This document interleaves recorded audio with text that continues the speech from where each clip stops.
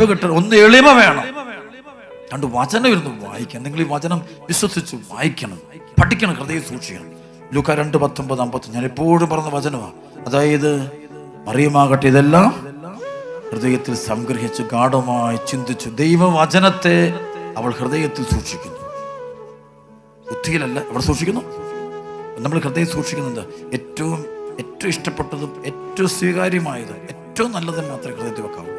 സങ്കീർത്തനം 119:11 അങ്ങേക്കെതിരെ പാപം ചെയ്യാതിരിക്കാൻ അങ്ങയുടെ വചനം എൻ്റെ ഹൃദയത്തിൽ ഞാൻ സൂക്ഷിച്ചു വെച്ചിരിക്കുന്നു. എസെക്കിയേൽ 3:10 പറയും, ചെവി തുറന്ന് പ്രവാചക ചെവി തുറന്ന് വചനം കഴിയും, ഹൃദയത്തിൽ സൂക്ഷിക്കുന്നു.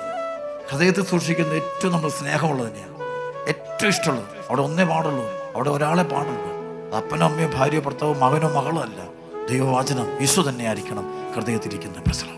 നിയമാവർത്തന പുസ്തകത്തിന്റെ 6:5 മുതൽ വചനമുണ്ട്.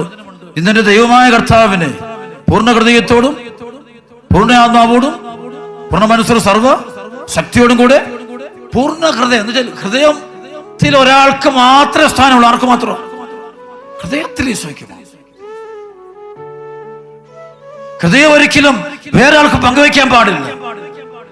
മനുഷ്യന്റെ ഹൃദയം അത് ഏറ്റവും എന്റെ ജീവിതത്തിലെ ഒന്നാം സ്ഥാനം ഈശോയ്ക്കാണ്, ഒന്നാം സ്ഥാനം ദൈവത്തിനാണ്, ഒന്നാം സ്ഥാനം, ഒന്നാമത്തെ ബന്ധം ഈശോയോടാണ്. പത്രോസിനോട് ഈശോ ചോദിക്കുന്നുണ്ട്, യോഹന്നാൻ 21:15 മുതൽ, യോനായുടെ പുത്രനായ ശിമോനെ നീ ഇവരെക്കാൾ അധികമായി എന്നെ, എല്ലാവരെക്കാളും അധികമായി നീ ഈശോയെ സ്നേഹിക്കണമെന്ന് ഇന്ന് നിന്റെ മുഖത്തേക്ക് നോക്കി ഈശോ നിന്നോട് പറയുന്നുണ്ട്. നിന്റെ ദുഃഖത്തിന് കാരണം എന്താ? ഈശോയേക്കാൾ ഉപരി നീ ആരൊക്കെ സ്നേഹിക്കുന്നുണ്ട്?